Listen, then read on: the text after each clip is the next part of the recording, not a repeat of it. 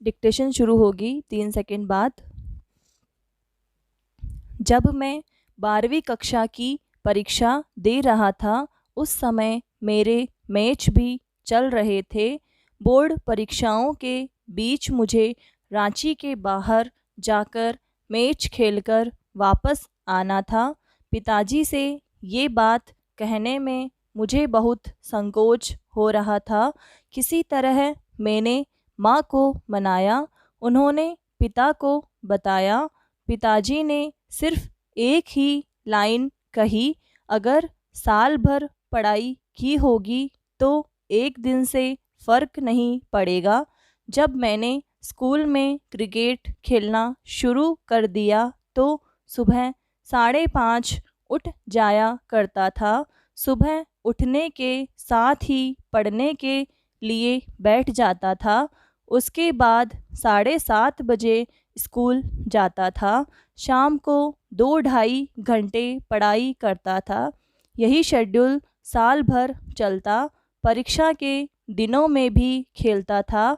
आपकी सफलता असफलता भी एक दिन से तय नहीं हो जाती। पैरा लोग सफलताओं की बात करते हैं। मुझसे अक्सर पूछा जाता है कि मैं इतना कूल कैसे रहता हूँ। असल में रिज़ल्ट की चिंता आपको परेशान करती है। मन में ख्याल आते हैं कि अगर ऐसा नहीं हुआ तो क्या होगा, वैसा नहीं हुआ तो क्या होगा अगर टीम में चयन नहीं हुआ। मैं हमेशा कोशिश करता हूँ कि रिज़ल्ट के बारे में न सोचूं। मैं इस बात में यकीन रखता हूँ कि प्रक्रिया की वजह से ही आपको रिज़ल्ट मिलता है, रिज़ल्ट के बारे में सोचने से नहीं मिलता। इसलिए इस बात को सुनिश्चित करें कि आप किसी काम को करने में अपना 100% दे रहे हैं या नहीं। हमारा ध्यान उन चीज़ों पर होना चाहिए जिन पर हमारा नियंत्रण हो। हमने किस तरह से उसकी प्लानिंग की है, उसके लिए क्या कदम उठाए हैं, किस तरह से उसे लागू करने की कोशिश की है। जब आप छोटी चीज़ों पर ध्यान देते हैं, नियंत्रित हो सकने वाली चीज़ों पर ध्यान देते हैं, तब आपको मनमाफिक रिज़ल्ट मिलता है। इसके लिए आपको ज़िंदगी में ऐसे लक्ष्य बनाने चाहिए जिन्हें आप माप सकें। गोल 3 तरह के होते हैं। शॉर्ट टर्म यानी तात्कालिक लक्ष्य। उन छोटे छोटे लक्ष्यों पर निरंतर काम करते रहिए, फिर रिज़ल्ट खुद ब खुद अच्छा मिलेगा और आपको रिज़ल्ट का तनाव लेने की ज़रूरत भी नहीं पड़ेगी। पैरा मैं भी इमोशनल इंसान हूँ, लेकिन मैं जाहिर नहीं करता। अपनी भावनाओं पर काबू रखता हूँ। हम भारतीयों का ध्यान भावनाओं पर ज़्यादा होता है, इसलिए मूल चीज़ से भटक जाते हैं। मुझे क्या करना है, आगे क्या किया जा सकता है, इस पर फोकस करने से आप अपने इमोशंस को काबू में रख सकते हैं। मेरे लिए ज़िंदगी में ईमानदार होना सबसे ज़्यादा ज़रूरी है। जो भी काम कर रहे हैं उसमें अपना 100% देना बेहद ज़रूरी है।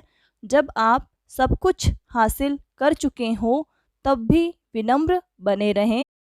जब किसी इमारत या होटल कंपनी में प्रवेश करें तो पहले व्यक्ति दरबान से लेकर कंपनी के एमडी तक सबके साथ उसी एक सी विनम्रता से पेश आए। अगर आप बड़ों का सम्मान नहीं करते तो ज़िंदगी में कभी भी सफल नहीं हो सकते। मुश्किल परिस्थितियों से घबराइए मत। हर कोई मुश्किलों का सामना करता है, लेकिन उस दौरान अगर आप मुस्कुराते रहते हैं तो सफल होने वाले चुनिंदा लोगों में शामिल हो जाते हैं। मैं अभी तक कड़ी मेहनत का विकल्प खोज रहा हूँ, लेकिन मिला नहीं है। आप भी कड़ी मेहनत करते रहिए, सफलता ज़रूर मिलेगी। पैरा। मर्यादा का राजनीति में कोई वारिस अब बड़ी मुश्किल से दिखाई देता है। संयम उस सागर में तैरता डूबता नजर आता है जिसमें निराशा के खारे लेकिन बलशाली पानी के सिवाय और कुछ भी नहीं है। संदर्भ है महाराष्ट्र में चल रही उठापटक। केंद्रीय मंत्री तक को गिरफ्तार किया जा रहा है। इसके पीछे कोई ठोस कारण या कोई अपराध तो नहीं है, लेकिन यह मामला है बयानों का। नारायण राणे मुख्यमंत्री उद्धव ठाकरे को बातों के थप्पड़ न मारते तो शायद महाराष्ट्र सरकार उनके खिलाफ यह कदम नहीं उठाती। हालांकि कारण और भी बहुत से रहे होंगे, लेकिन बयानों पर संयम रखा जाए या संयमित बयान दिए जाएं तो सबकी गरिमा कायम रह सकती है। आखिर नेताओं की भाषा कैसी होनी चाहिए? पैरा। उग्र से उग्र बात भी विनम्रता के साथ कही जा सकती है। शब्दों में वह शक्ति होती है जो अर्थों की उग्रता को भी विनम्रता का जामा पहना देती है। असाधारण और उग्र बात को एक बार वियतनामी कवि चेलिन ने इस तरह कहा, हमारी कविता लहू का दरिया पार कर रही है। आज यह केवल हथियारों की बात करती है ताकि कभी फूलों की बात कर सकें।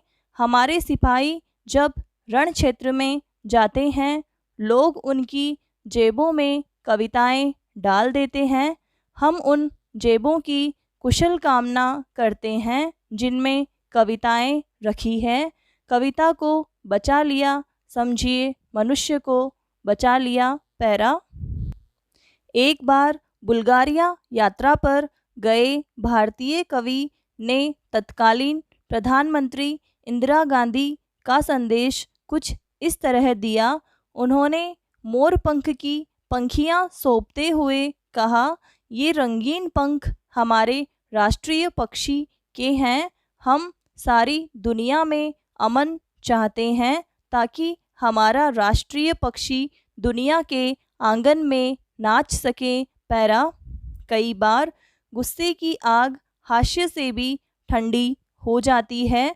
एक बार राजस्थान विधानसभा में किरोड़ी लाल मीणा ने तत्कालीन मुख्यमंत्री हरिदेव जोशी के पुत्र पर आरोप लगाए। कांग्रेस ने इसका कड़ा विरोध किया। इसी बीच जोशी ने कहा, वो तो भैरों सिंह जी कोष्टक तत्कालीन वरिष्ठ भाजपा नेता कोष्टक का बेटा है। इसके बाद माहौल हल्का हो गया और गुस्सा शांत। एक बार अटल बिहारी वाजपेयी लोकसभा चुनाव हार गए थे। सदन में आते ही इंदिरा जी ने कहा, अटल जी के बिना सदन सूना सूना लगता है। सत्ता पक्ष और विपक्ष के बीच का यह सौहार्द, यह उदारता अब कहाँ गई?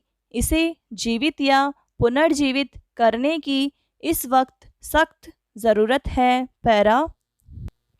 ठीक है, संसद में, विधानसभा में और इन सदनों के बाहर भी विरोध और तीखे बयानों की ज़रूरत रहती होगी, लेकिन अपनी आक्रामकता दिखाने के लिए बयानों में हल्के शब्दों की प्रयोग, सदन के भीतर कुर्सी टेबल फेंकना, एक दूसरे को धक्का देना कतई मर्यादा की परिधि में नहीं आता।